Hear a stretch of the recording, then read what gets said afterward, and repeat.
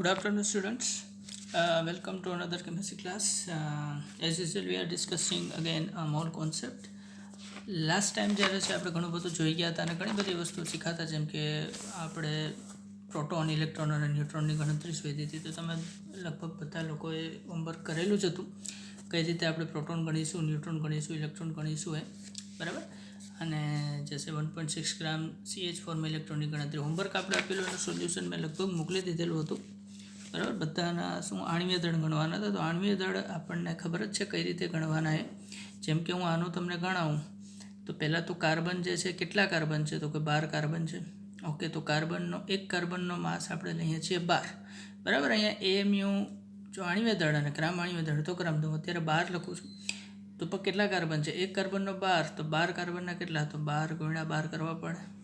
તો અહીંયા તો અમારા કેટલા થાય? 144 ખબર પડે.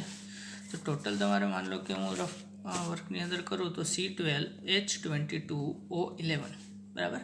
તો આની અંદર તમે જોવો તો 12 કાર્બન છે, 12 કાર્બન એને ગુણ્યા એકનો આણ્વીય દળ 12 વત્તા 22 હાઇડ્રોજન છે અને 1 H છે, એનો વજન છે 1 વત્તા 11 ઓક્સિજન છે ને 1 ઓક્સિજનનો દળ છે. તો આ તમે ટોટલ કરો ને ત્યારે તમને આનો આણ્વીય દળ મળે, જે તમને લગભગ 342 ગ્રામ મળે છે બરાબર. આનો આણ્વીય દળ એમ ના થાય 12 વત્તા કેટલા 1 વત્તા 16 બરાબર, આવી રીતે નહીં થાય બરાબર. આ રીત ખોટી છે. આ ક્યારે થાય? જ્યારે આને મારે કેટલા વડે ભાગવા પડે? 2 વડે ભાગો તો બી કંઈ ભેગું ના થાય. મતલબ ઇન શોર્ટ, આનો જ્યારે આણ્વીય દળ શોધવો હોય ત્યારે તમારે બધાના જેટલા તત્વો આપેલા હોય બધાના આણ્વીય દળ ગણવા પડે બરાબર. જેમ કે અગેન એક્ઝામ્પલ લઈએ તો C4H10 બરાબર. લગભગ 90% આવડે છે, પણ અમુક લોકોને હજી ભૂલ થાય છે, તો એના માટે ફટાફટ કરાવી દો. C4H10 તો એક કાર્બનનો માસ છે 12, એવા કેટલા કાર્બન છે? તો કે 4 વત્તા એક હાઇડ્રોજનનો માસ છે 1, અને કેટલા છે? તો કે 10. તો બરાબર, આવી રીતે તમે ફાઇનલાઇઝ કરી શકો બરાબર. તો એ હોમવર્ક આપણે લાસ્ટ ટાઈમ કરેલું છે, તેથી તમને બધાને એમાં ખ્યાલ જ હશે. ને જે આજના જ ક્લાસમાં યતિન સરે પણ એના તમને અમુક એક્ઝામ્પલો મોકલેલા છે, તો એ સોલ્વ કરો અને પ્રેક્ટિસ કરો. જેમ કે અહીંયા દળ જે મેં તમને આપેલું છે, મોલ ગણવા માટે જેમ છે, અહીંયા મેં તમને આન્સર લખી દીધા છે અત્યારે. આ હોમવર્કમાં તો આખો કોષ્ટક મોલ ગણવા માટે હોય છે W/M બરાબર. દળ ભાંગ્યા આણ્વીય દળ. તો આપેલ દળ છે 110, આણ્વીય દળ CO2 નો આણ્વીય દળ કાર્બનનો 12, ઓક્સિજનનો 16, 2 ઓક્સિજન છે એટલે 32 વત્તા 12 44, તો 110/44 બરાબર છે. તો આ બધી વસ્તુ આપણે ગણી લઈએ. આજે સ્ટાર્ટ કરીએ એક એક્ઝામ્પલથી. સોલ્વ એક્ઝામ્પલ છે, તમને કરાવું. ક્વેશ્ચન એવું કહે છે કે 80 ગ્રામ મિથેન CH4, 80 ગ્રામ મિથેન પાસે રહેલા H પરમાણુ જેટલા જ H પરમાણુ કેટલા ગ્રામ ઇથેનમાં હશે? કહેવાનો મતલબ એવો છે અહીંયા કે તમને એક 80 ગ્રામ મિથેન આપેલું છે બરાબર. તો 80 ગ્રામ મિથેનમાં અમુક પરમાણુ હાઇડ્રોજનના હશે. હવે તેટલા જ હાઇડ્રોજનના પરમાણુ જો ઇથેન પાસે હોય તો ઇથેનનો વજન કેટલો થાય, એવું તમને અહીંયા પૂછેલું છે બરાબર. ક્વેશ્ચન ખબર પડી. તો ઇન શોર્ટ અહીંયા મારે કહેવાનું એટલું જ છે કે ઇથેનનો આણ્વીય દળ હોય છે, ઇથેનનું ફોર્મ્યુલા હોય છે CH3CH3. તો આને હું આવી રીતે લખી શકું C2H6, અને મિથેનનો ફોર્મ્યુલા આવે છે CH4 બરાબર. એટલે લખ્યું છે કે મારે અહીંયા બંનેના અહીંયા આના પરમાણુ બરાબર, અહીંયા H પરમાણુ ઇઝ ઇક્વલ ટુ અહીંના પણ H પરમાણુ સરખા હોવા જોઈએ. તો અહીંયા H પરમાણુ કેટલા હોય? હવે આપણે પહેલી તો કે અહીંયા ટોટલ પરમાણુ કેટલા હોય? તો કે આનો 1 મોલ અત્યારે આપણે લઈએ તો કેટલા હોય? તો કે Na જેટલા હોય બરાબર. પહેલાં તો નંબર ઓફ પરમાણુ કઈ રીતે આપણે ગોતીએ, પહેલાં તો એ વાત કરીએ. તો કે ભાઈ 1 મોલ જે છે એની અંદર પરમાણુ હોય તો કે Na જેટલા બરાબર. હાઇડ્રોજનના પરમાણુ કેટલા હોય આની અંદર? તો કે ટોટલ મોલિક્યુલ ગુણ્યા એની આણ્વિકતા હાઇડ્રોજન કેટલા છે? તો કે હવે જો અહીંયા જો કે ભાઈ એક C2H6ના અણુમાં કેટલા છે? તો કે ભાઈ 6 હાઇડ્રોજન છે. તો Na જેટલા અણુમાં કેટલા હોય? તો કે Na × 6 હોય બરાબર. અને આના મોલ આપણે નથી ખબર, તો મોલ બી ગણવા પડશે. જો પેલી વાત અહીંયા ધ્યાન રાખો, 1 મોલ બરાબર Na જેટલા અણુ કેના? તો કે C2H6ના બરાબર. ઓકે, આ વસ્તુ ક્લિયર. આ તો આપણને ખબર જ છે કે જો C2H6નો 1 મોલ હોય તો એમાં ટોટલ કેટલા અણુ હોય? તો કે C2H6ના Na જેટલા અણુ હોય. પણ આપણને હાઇડ્રોજનના પૂછ્યા છે, તો કે 1 મોલની અંદર હાઇડ્રોજનના પરમાણુ કેટલા હશે? તો કે એક મોલની અંદર પહેલાં તો આપણે એક અણુની વાત કરીએ તો કે એક અણુ જ્યારે C2H6નો હોય એની અંદર ટોટલ હાઇડ્રોજન કેટલા છે તો કે 6 દેખાય છે. C2H6ના એક અણુમાં 6 હાઇડ્રોજન છે.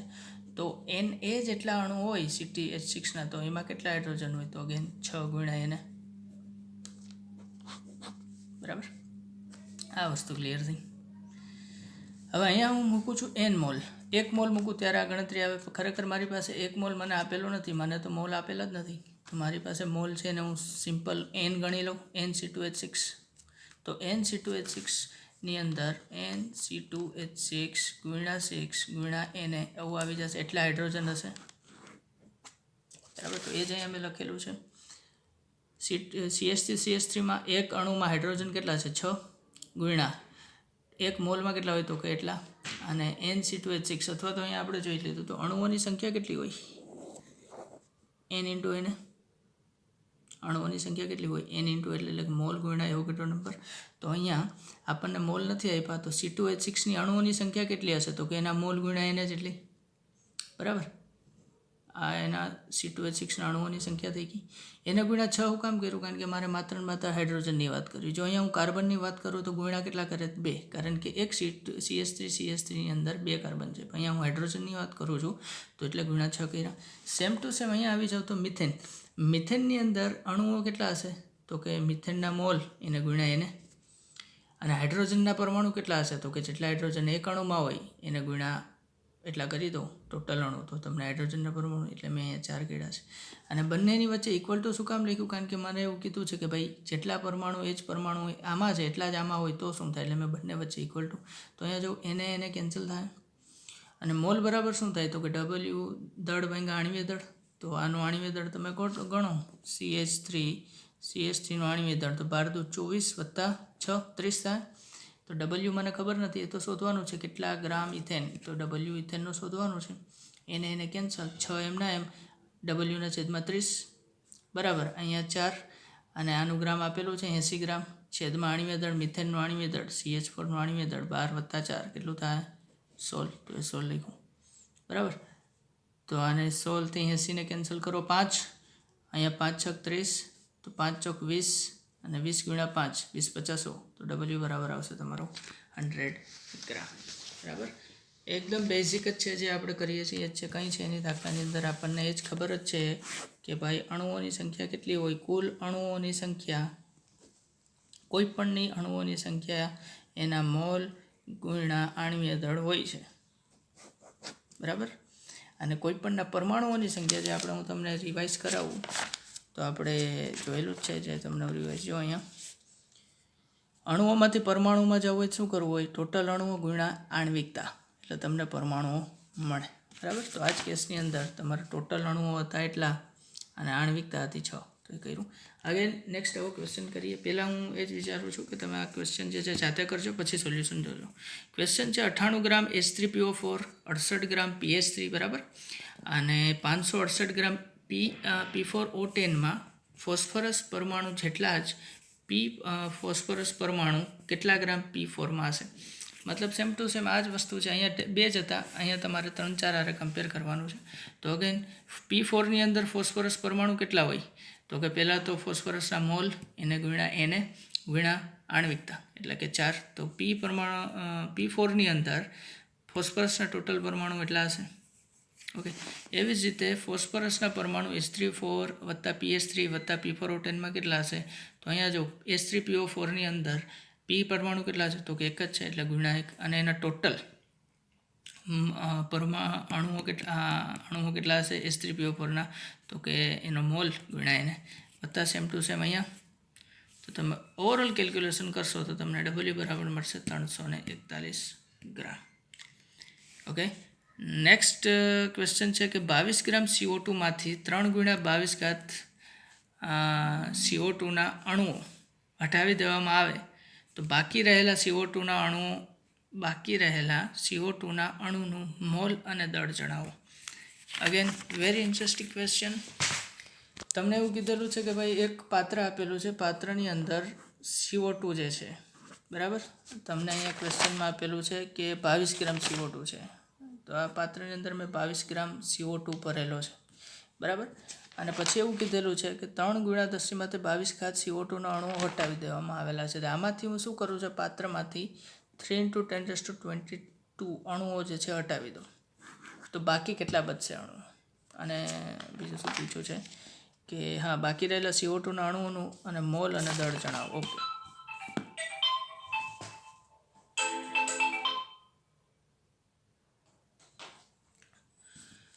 તો સિમ્પલ અહીંથી આપણે સ્ટાર્ટ કરીએ. પહેલાં તો CO2ના મોલ કેટલા હશે, તો કે CO2ના મોલ બરાબર કંઈ ના હોય, તો કે આપેલું દળ છે 22 છે, આણ્વીય દળ છે 44, તો આ તમારું થાય 1/2 મોલ. ઓકે, તો CO2ના કુલ અણુઓ કેટલા થાય, તો કે મોલ ગુણ્યા Na, મોલ છે તમારો 1/2, Na હોય છે 6 × 10⁻23, તો આ તમારું થાય 3 × 10⁻23. એટલા કુલ અણુ હોય, એમાંથી માઇનસ કેટલા કર્યા, આવી જાવ અહીંયા. CO2ના મોલ જે છે એટલા મળ્યા. CO2ના ટોટલ અણુ આ પાત્રમાં CO2ના ટોટલ અણુ કેટલા હશે, તો કે મોલ ગુણ્યા એવોગેડ્રો નંબર, એટલે 3 × 10⁻23. CO2ના બચેલા અણુઓ કેટલા હશે, તો કે 3 × 10⁻23 તો હતા ટોટલ, એમાંથી આપણે 3 × 10⁻22 કાઢ્યા. હવે અહીંયા જો ઘાત અને સાયન્ટિફિક કેલ્ક્યુલેશનની અંદર જ્યારે તમે બાદબાકી લો છો ત્યારે તમારે ઘાત સરખી કરવી પડે. તો અહીંયા 22 છે, અહીંયા 23, અહીંયા મારે 23 કરવી હોય તો 0.3 લગાડવા પડે, અને એ જ વસ્તુ મારે અહીંયા જો 22 કરવી હોય તો અહીંયા મીંડું લગાડવું પડે. તો ઇઝી પડે કેલ્ક્યુલેશન, એટલે 30 × 10⁻22 - 3 × 10⁻22.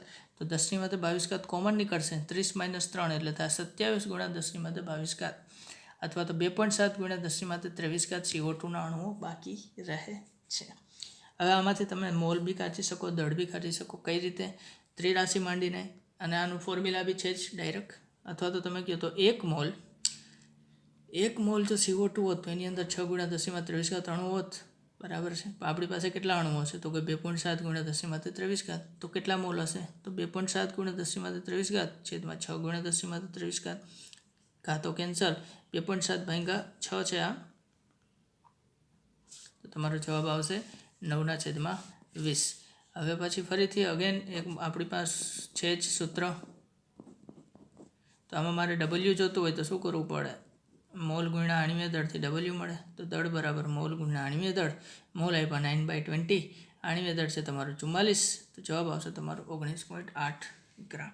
મતલબ 22 ગ્રામમાંથી જો આપણે એટલા અણુઓ બહાર કાઢીએ તો બી તમારો CO2 કેટલો બચી રહે, 19.8 ગ્રામ બચી રહેશે, બરાબર.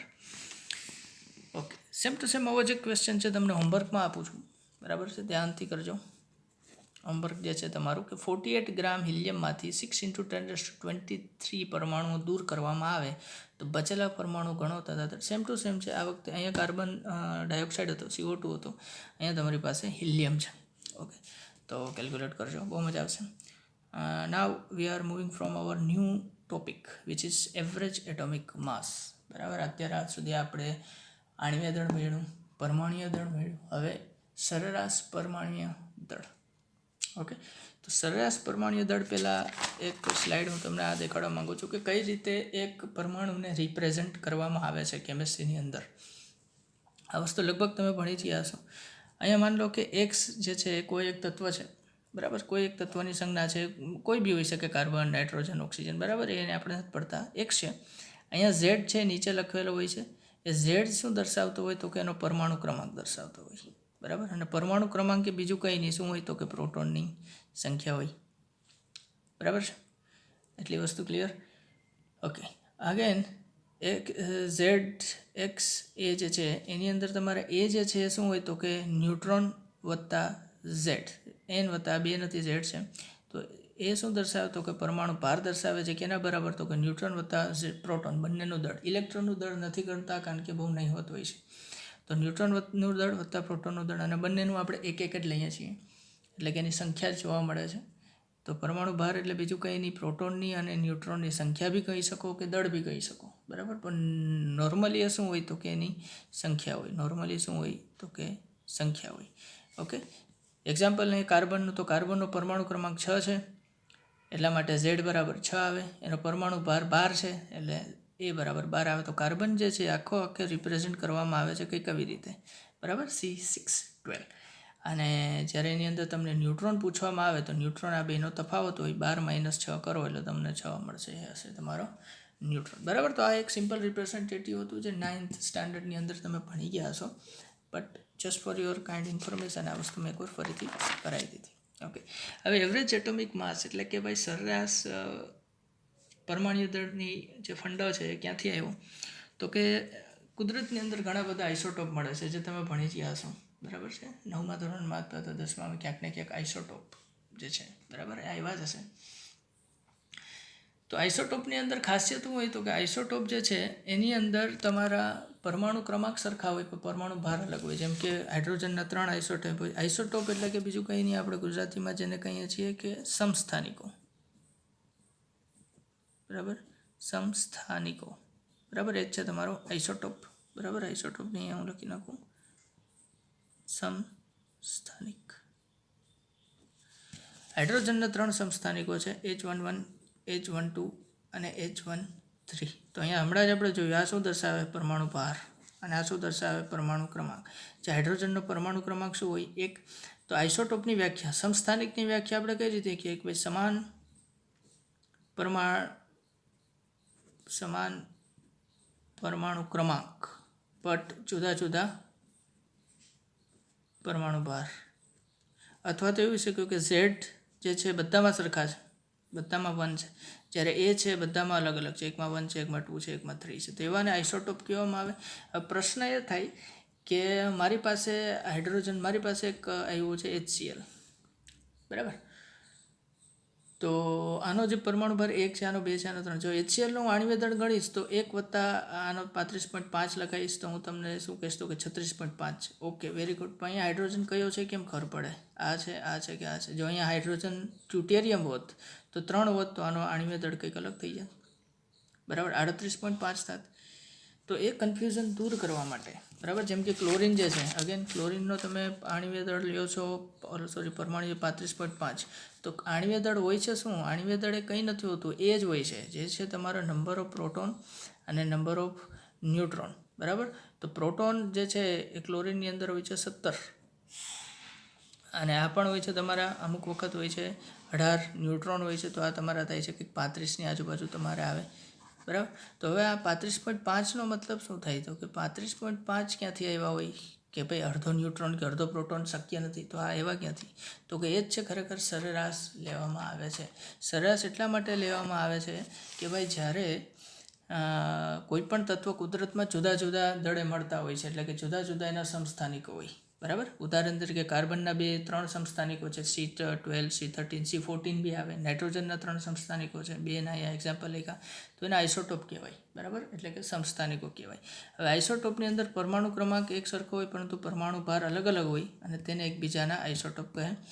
ઉદાહરણ તરીકે લઈએ તો બોરોનના છે કુદરતમાં 2 સ્વરૂપે જોવા મળે. એક છે B10 અને B11. બરાબર. એકનો પરમાણુ ભાર છે 10 અને બીજાનો પરમાણુ ભાર છે 11. હવે 100 ગ્રામ બોરોનનું નેચરમાંથી હું સેમ્પલ લઉં, 100 ગ્રામ બોરોનનું નેચરમાંથી હું સેમ્પલ લઉં, તેમાંથી 20 ગ્રામ છે B10 હશે અને 80 ગ્રામ જે છે B11 હશે. તો અમારે પરમાણુ ભાર શું લેવાનો? 10 લેવાનો કે 11 લેવાનો? એ કન્ફ્યુઝન દૂર કરવા માટે કન્સેપ્ટ આવ્યો છે એવરેજ એટોમિક માસ, એટલે કે સરેરાશ પરમાણુય દળ. તો જ્યારે આવા તત્વોના કુદરતમાં મળતા આઇસોટોપ પરમાણુય દળનો સરેરાશ દળ પરમાણુ દળ તરીકે લેવામાં આવે છે ત્યારે એક બહુ મસ્ત એકદમ સિમ્પલ એક જે છે ફોર્મ્યુલા છે. કઈ રીતે કરું? તો કે બધા જ જે છે ને ટકાવારી તમને આપેલી હોય એના ગુણ્યા એનો આઇસોટોપનું પરમાણુય દળ, એટલે કે અહીંયા 20% લખું ગુણ્યા શું લખીશું 10. બરાબર. અને છેલ્લે તમારે કુલ ટકાવારી, તો કુલ ટકાવારી તો 100% જ હોવાની, એ તો કંઈ પ્રશ્ન જ નથી. કારણ કે છેલ્લે કુલ ટકાવારી કઈ રીતે લખો તમે? 20 + 80, 25 + 75, એ તો 100 થવાના છે. બરાબર. તો ગણીએ આપણે પ્રશ્નના સ્વરૂપમાં જોઈએ કે ભાઈ બોરોનના 2 આઇસોટોપ ધરાવે છે, 2 સમસ્થાનિકો છે B10 અને B11. તેની કુદરતમાં ટકાવારી 20% અને 80% હોય તો બોરોનની સરેરાશ આણ્વીય દળ ગણો. તો આપણે સૂત્ર મુજબ જ પહેલાં તો સમેશન છે. સમેશનનો મતલબ શું થાય? તો કે ભાઈ જેટલા હોય એટલા. તો કેટલા છે પહેલાં તો કે પહેલાં છે 20% એનો આણ્વીય દળ છે 10 વત્તા 80% એનો આણ્વીય દળ છે 11 છેદમાં કુલ ટકાવારી તો 20 + 80 તો 200 + 880 છેદમાં 100. છેલ્લે તમારે આવશે 10.8 ગ્રામ પર મોલ, મતલબ પરમાણ્વીય દળ કેટલો મળ્યો તમને 10.8. એટલે બોરોનનો પરમાણ્વીય દળ આપણે કેટલો લઈએ છીએ 10.8. હવે તમે જોઈ જ શકો છો કે આની એવરેજ જ છે 10 અને 11ની એવરેજ છે 10.8 નથી હોતી. શું કામે નથી હોતી? 10 અને 11ની એવરેજ તમે લગભગ લઈ શકો 10 + 11 ભાગ્યા 2 કરો એટલે તમને મળી જાય. બરાબર, 31 ભાગ્યા 2 એટલે કેટલી થઈ 15.5 સમથિંગ તમને એવરેજ મળે. સોરી, મિસ્ટેક થઈ મારાથી. 21 ભાગ્યા 2 કરવાનું, 31 ભાગ્યાની 21 ભાગ્યા 2 કરો તો તમને લગભગ 10.5 જે છે એવરેજ મળે. પણ અહીંયા તમને 10.8 મળ્યું. તો એવરેજ શું કામ 10.8 મળી? કારણ કે આમાં 80% કોનો ભાગ છે? 11નો ભાગ છે. એટલા માટે કેની નજીક આવી તમારી એવરેજ? તો કે 11ની નજીક આવી. બરાબર, જો આમાં 80% 10 વાળો હોત તો તમારી એવરેજ કેની નજીક આવે? 10ની નજીક આવે. બરાબર, તો અહીંથી તમે અંદાજો લગાડી શકો કે જેનું વાતાવરણની અંદર વધારે પ્રમાણમાં મળતો હોય એનું આણ્વીય દળ બી એની નજીક જાય એવરેજ. ઓકે, હોમવર્કની અંદર તમને ક્લોરિનના બી 2 આઇસોટોપ છે. એક છે ક્લોરિન 35 જેનો આણ્વીય દળ છે 75 અને ક્લોરિન છે 37 જેનો ક્લોરિન છે આણ્વીય દળ 35 જે મળે છે વાતાવરણમાં 75%, જ્યારે ક્લોરિન 37 આણ્વીય દળવાળો જે છે એ મળે છે તમને 25%. તો આનું સરેરાશ દળ જણાવો. સેમ ટુ સેમ એવી રીતે તમારી પાસે A, B અને A કોઈ એક છે હાઇપોથેટિકલ તત્વ છે કોઈ A કરીને, એનો તમને 3 આઇસોટોપ આપેલા છે A10, A12 અને A15. બંનેના પ્રમાણ આપેલા છે 30%, આ છે 20% છે. 30%, 20% અને 50%. તો આનો તમારે એવરેજ એટોમિક માસ શોધવાનો છે. ઓકે, નેક્સ્ટ છે સરેરાશ આણ્વીય દળ. અગેન આ વખતે છે તમારો આણ્વીય દળ આવી ગયો. આણ્વીય દળ જે છે એ વાયુના મિશ્રણમાં વધારે ઉપયોગી છે. આની અંદર કંઈક આણ્વીય દળ એનો છે કે આમાં તો આણ્વીય દળ છે તમે આ સરેરાશ પરમાણ્વીય દળની મદદથી ગણી શકો. બરાબર, તો આના માટે કેવું છે? મિશ્રણ માટે છે કે ભાઈ તમને એક મિશ્રણ આપેલું હોય અને મિશ્રણમાં ઘણા બધા તમને અલગ અલગ તત્વો આપેલા હોય તો એનામાંથી તમારે એક સરેરાશ આણ્વીય દળ શોધવાનું રહે. જેમ કે સૌથી મહત્ત્વનું એક્ઝામ્પલ તમને આપું તો હવા. તો હવા છે તમને ખબર છે કે ઘણા બધા વાયુઓનું બનેલું હોય. બરાબર, આર્ગન હોય, કાર્બન ડાયોક્સાઇડ હોય. બરાબર, મેન કયા હોય? તો કે મેન છે હવા પીઓની બનેલી હોય છે. એક તો છે નાઇટ્રોજન અને ઓક્સિજન. તો અહીંયા તમને ખબર જ છે કે હવા ઓક્સિજનની બી બનેલી હોય અને નાઇટ્રોજનની બી બનેલી હોય. ઓક્સિજનનો આણ્વીય દળ છે 32 અને નાઇટ્રોજનનો આણ્વીય દળ છે 28. તો આનું તમે એવરેજ તમને ખબર છે કે તો હવાનું મારે જો આણ્વીય દળ લેવું હોય તો 28થી તો વધારે જ હશે અને 32થી ઓછું. આ બેની એવરેજ. તો આ બેની એવરેજ તમારે ક્યારે નીકળે? જ્યારે આ બે 50% હાજર હોય. તો એવું છે નહીં. તમને ખબર છે કે ઓલમોસ્ટ 78% કોણ છે? નાઇટ્રોજન છે હવામાં અને માત્ર ઓલમોસ્ટ 21% જેવું કોણ છે? 20થી 21% અથવા તો 20.9% કોણ છે? તો કે ઓક્સિજન. તો હવાનું આણ્વીય દળ જે છે કેની નજીક જાય? તો કે 28ની નજીક જશે. શું કામે? કારણ કે આનું પ્રમાણ વધારે છે હવામાં. બરાબર, જો બે 50% હોત તો શું થતા? આની એવરેજ નીકળે. ઓકે, તો આના માટેનું બહુ જ સિમ્પલ છે. એવરેજ મોલિક્યુલર માસ માટેનું સૂત્ર ટોટલ માસ છેદમાં ટોટલ મોલ્સ. બરાબર, અથવા તો તમે ટોટલ માસ કઈ રીતે નીકળે? તો કે મોલ ગુણ્યા આણ્વીય દળ એટલે તે માસ નીકળશે. હમણાં જ આપણે જોયું મોલ ગુણ્યા આણ્વીય દળવાળું કે કોઈ પણના મોલ કણશો એને ગુણ્યા આણ્વીય દળ કરો એટલે શું મળે? એનું દળ. બરાબર, દળ શોધવા માટે શું કરવું પડે? મોલ ગુણ્યા આણ્વીય દળ. તો એનાથી તમને એવરેજ એટોમિક માસ મળી જાય. લઈએ એક્ઝામ્પલ. અગેન આપણે લઈએ જ છીએ એક્ઝામ્પલ. તો પ્રશ્ન એવો છે કે સરખા મોલ ધરાવતા H2 અને CH4નો સરેરાશ આણ્વીય દળ કેટલો હશે? જો બહુ મસ્ત ક્વેશ્ચન આપેલો તમને. સરખા મોલ આપી દીધા. બરાબર, તો અહીંયા હું તમને કરાવું સરખા મોલ. કેના સરખા મોલ આપેલા છે? તમારે H2 અને CH2ના. બરાબર, તો H2 અને CH4ના. તો આના મોલ સરખા છે તો હું માની લો કે આના મોલ N છે, આના મોલ બી N છે. દળ કેટલું હશે? તો કે મોલ ગુણ્યા એનું આણ્વીય દળ. તો મોલ છે N અને આણ્વીય દળ હોય હાઇડ્રોજનનું 2 તો 2N. આના મોલ છે N અને આણ્વીય દળ હોય છે મિથેનનું 16 તો ટોટલ હોય છે 18N અને મોલ હોય છે 2N. સૂત્ર કયું છે આપણું? ટોટલ માસ અપોન ટોટલ મોલ. ટોટલ માસ કેટલો છે? તો કે 18N છેદમાં ટોટલ મોલ કેટલા છે? તો કે 2N. NN કેન્સલ આવી જાય તમારો 9 ગ્રામ એવરેજ માસ. અને જવાબ કેટલો આવશે? બરાબર, અહીંયા હું લખી દઉં તમને સોરી વિડીયો માટેનું મેં કીધું છે. આજે મિસ્ટેક એ છે કે મેં પહેલાં દર વખતે એવું હોય છે ક્લાસમાં પહેલાં PDF આપે અને PDF એક વખત હું સ્કેન કરી લઉં પછી જ હું વિડીયો બનાવું. આજે ઉતાવળમાં થોડીક પહેલાં વિડીયો બનાવું છું પછી PDF સ્કેન કરી. તો ઓકે, સરખા દળ ધરાવતા H2 અને CH4. હવે જો સરખું દળ ધરાવતા H2 અને CH4 તો એ પણ બહુ જ ઇઝી થાય. દળ કેટલું છે આ વખતે તમારું H2 અને CH4, તો દળ સરખું છે તો દળ એટલે હું આનું લઈ લો W, તો આનું બી કેટલું હશે W. અને મોલ સરખા નથી તો મોલ કેને કહેવાય, તો કે આપેલું દળ છે W છેદમાં આણ્વીય દળ છે 2 અને આનું બે છે કેટલું છે આપેલું દળ W છેદમાં આણ્વીય દળ છે 16. તો આનો તમે લસા લેશો તો તમને મળશે 8/16. ઓકે, તો આનું આપણે કેલ્ક્યુલેટ કંઈક કરશું તો W/2 W/16 અને અહીંયા તો 2W થાય તો તમને અહીંયા જો લસા લઈ લો તો W વત્તા W તો આ થાય 8W વત્તા W/16 તો 9W/16.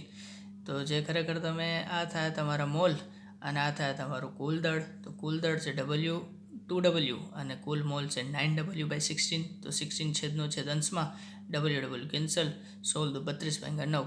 તો એ થાય તમારું એવરેજ એટોમિક માસ. બરાબર. અને અગેન જે છે 2 મોલ O2, 3 મોલ CO2 અને 5 મોલ SO2.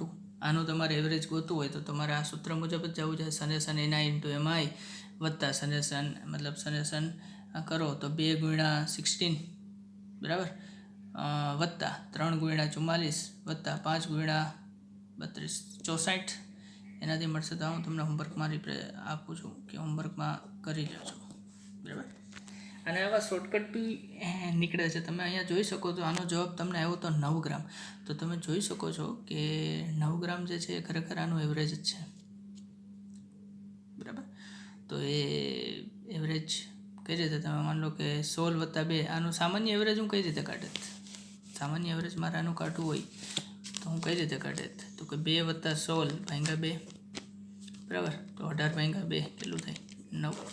તો આનાથી તમે એક મસ્ત શોર્ટકટ ટ્રીક બનાવી શકો કે જ્યારે તમને મિશ્રણમાં બેયના મોલ સરખા આપેલા હોય ને, મોલ સરખા હોય, કમ્પોઝિશન સરખું હોય, એનો મતલબ શું થાય? તો કે એનો હંમેશા ક્યાં જશે? એવરેજ જ આવશે. તો તમારે કંઈ કરવાની જરૂર નથી. સીધા બંનેના માસ લ્યો એનું એવરેજ કાઢી લો એટલે એ જ જવાબ આવશે. અને જ્યારે દળ સરખા હોય તો ત્યારે તમે શું નોટિસ કર્યું? જવાબ શું આવ્યો? તો દળ સરખા હોય ત્યારે. તો દળ સરખા હોય ને ત્યારે તમારું હંમેશા આ આણ્વીય દળ એ તરફ જાય કે જેનું પોતાનું પરમાણ્વીય દળ કેવું હોય? ઓછું. બરાબર. તો એ છે અને આ તમે મને સોલ્વ કરી નાખ્યું.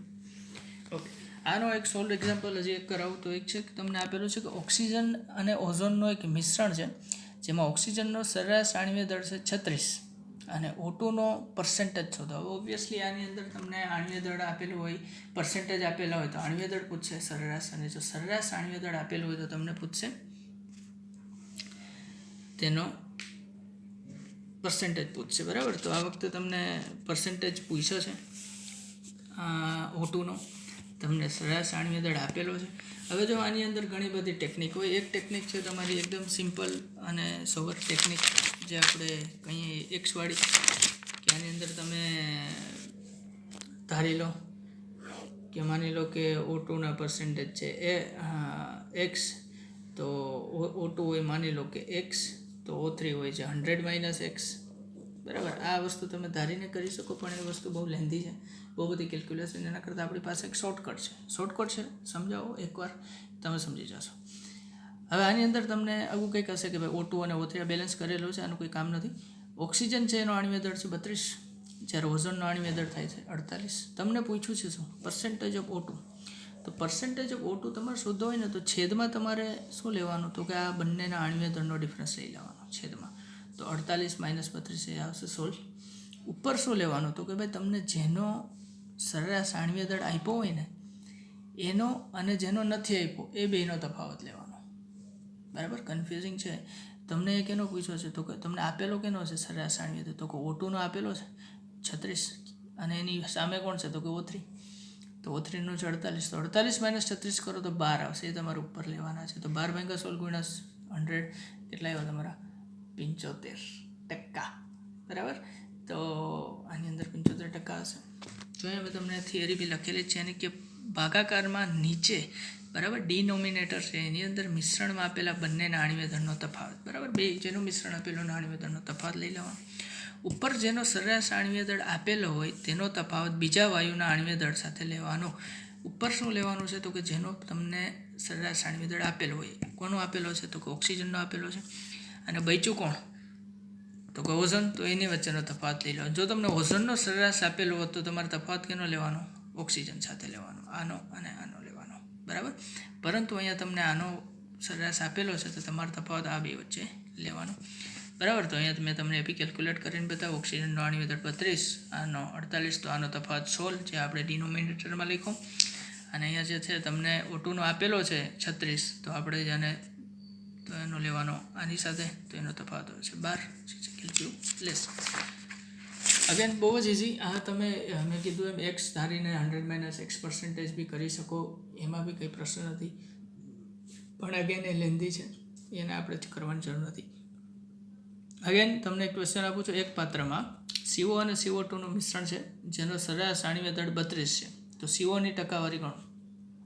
હવે જો COની ટકાવારી તમને પૂછી છે તો આ જે એવરેજ આણ્વીય દળ બી COનો જ આપેલો હોય એ તમારે સમજી લેવાનું. તો આ વખતે તમે જો તો આ વખતે તમારે આનો આણ્વીય દળ થાય છે કેટલો? COનો આણ્વીય દળ થાય છે 12 + 16, કેટલો થાય? 28. અને આનો થાય CO2નો થાય 44. તો આ બેનો તફાવત કેટલો થાય તો કે 16. અગેન તમને આપેલો છે COનો તો 32 - 44, એનો તફાવત થાય 12. તો અગેન તમારો જવાબ આવશે 75. Hopefully you guys learn this things very fast. સમજી જાઓ તમે.